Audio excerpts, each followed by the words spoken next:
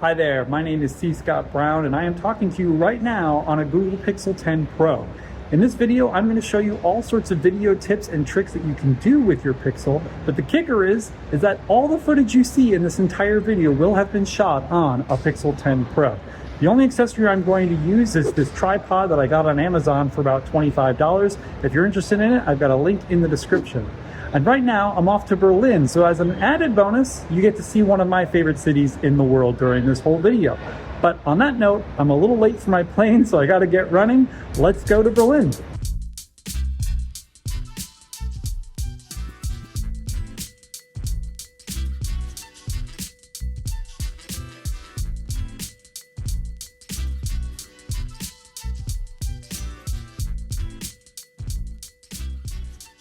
Okay, I am here in Berlin and ready to shoot a bunch of stuff. Before we can even get to shooting though, let's take a look at the basic video settings you need to know about. If you're a video pro, you can just skip this section using the timestamps in the description, but I wanted to make sure even beginners will feel comfortable with this video. Now, I'm doing this on the Pixel 10 Pro, so settings will be slightly different on the regular Pixel 10, but most things will carry over. To start, open up the camera app and swap into video mode by moving this toggle here. Then tap the gear icon on the left. The first thing we have here is the flash. If you switch this on, your rear flash will always be on, which is helpful in low light situations, but kind of annoying in all others. I recommend leaving this off most of the time. Below that, we have video boost. If this is toggled on, it tells Google that you want to upload what you shoot to the cloud so it can use its super powered servers to upscale it. This allows you to go as high as 8K at 30 frames per second and can make a difference in smoothness and vibrancy for your videos. Honestly though, this takes a very long time and isn't really necessary for like 99% of shoots, so you can leave this off unless you really need it. Note that if you have a Pixel 10, Video Boost isn't available to you, unfortunately. Below that, you can choose your resolution. The camera shoots at 1080p and 4K natively, so stick to those settings. If you choose the 8K setting, all that does is turn on Video Boost again because Pixels can't natively shoot in 8K at all. So stick to 4K or 1080p. Most of this video you're watching was shot in 4K, so if you want it to look like this, go with 4K. Under that, you have FPS, or frames per second. 24 FPS is what most movies are shot with, so it gives you a cool cinematic look. 30 FPS is what most YouTube videos are shot in, especially when it's just a person talking to you like I'm doing right now. This is in 30 frames per second. 60 frames per second is perfect for when you want to shoot really smooth footage that you might slow down later. If this is confusing and you don't know what to do, just shoot in 4K 60. That will give you great looking footage almost all the time, but it would also give you the biggest file sizes, so keep that in mind. Okay, the next toggle is for whether HDR or high dynamic range should be on. Activating 10-bit HDR allows your camera to capture over 1 billion colors and a much wider range of brightness levels, resulting in a more vibrant, detailed, and lifelike video.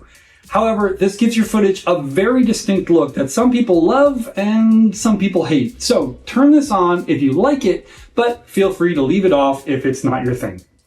Finally, the last toggle here is for macro focus.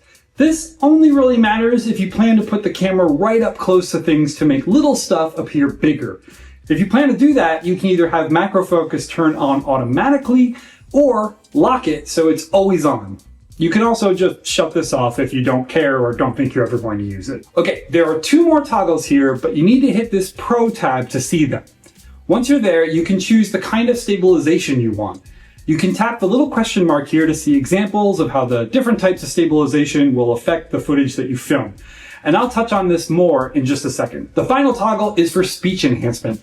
This makes it so that when someone is talking to the camera, the speech is clearer. This only works in 24 and 30 FPS modes though. What I'm doing is turning this on for sections where I'm talking to the camera in noisy environments, but otherwise just leaving it off. Okay, there are so many other settings you can tweak by hitting these 3 dots up here, but I don't want this video to be all about settings. So I'll cover that stuff in a different video. Now that we know what settings work best for each situation, let's get to shooting some cool video. One of the most common issues people face is getting stable footage. Right now I'm walking and talking and filming myself with the rear camera of the Pixel 10 Pro. It looks pretty good because I'm using the standard stabilization mode.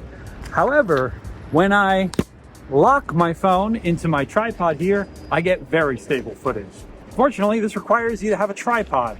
But if you don't have a tripod, thankfully, there's another setting you can do in stabilization called locked. This attempts to mimic what you get from a tripod, but only needing to use your hands. You can see this shot here where I'm using the locked mode, and it doesn't look that great because when you're using locked, you have to crop in at 2x. This makes it not ideal to film yourself. You also can't use the selfie camera, so that makes it not ideal either. Generally, locked mode is really good when someone else is filming you and they don't have a tripod. That's what it's best designed for. There is a third stabilization option called active. This is great for when you're in motion and whatever it is that you're filming is also in motion. The downside to this one is that it's locked to 1080p. So each of these stabilization modes has its own advantages and disadvantages. That's why generally what I tend to do is film in 4K using the rear camera, because that gives me the best stabilization option that I can get and the highest quality image that I can get. And using the rear camera is a lot better than using the selfie camera. Speaking of which, let me tell you about the differences there. This is me talking to you through the 50 megapixel main camera on the Pixel 10 Pro. And this is me talking to you through the 42 megapixel selfie camera. Quite the difference in quality, don't you think? Okay, now that we've gotten all the basics done, let's do some things that actually will let you get creative with your video. One of the coolest creative modes you can use on Pixels is called Cinematic Blur, or just Blur. This tries to replicate what a real camera does when it racks focus on a particular subject and blurs out everything else in the background. This draws your eye right to the subject and not to anything else. Think of it like portrait mode, but for videos.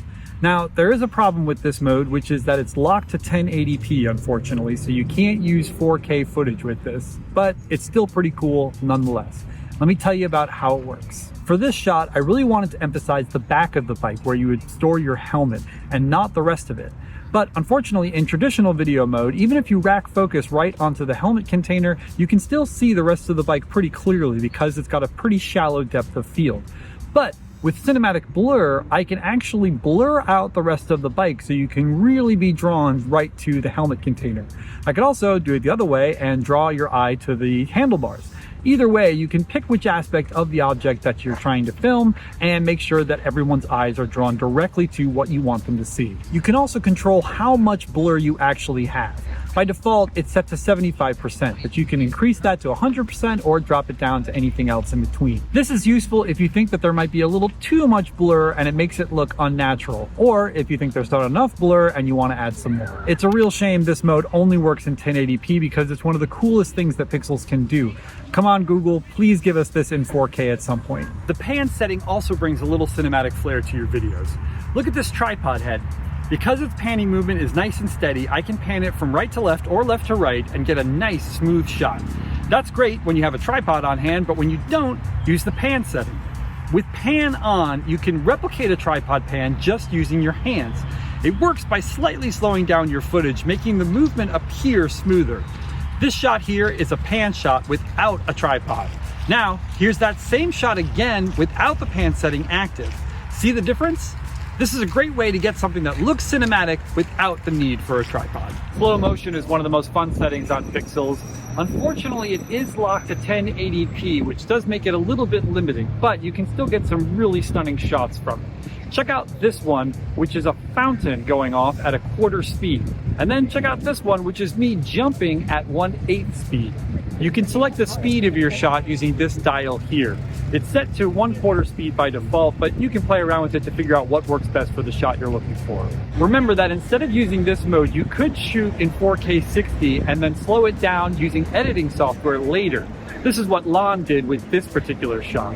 However, this does add an extra complication because you have to know how to use editing software and you don't get the immediate gratification of seeing it in slow motion right after you shoot it. But it is an option to keep in mind. Time lapse is another favorite feature of mine on Pixel phones and is perfect for a place like here in Berlin.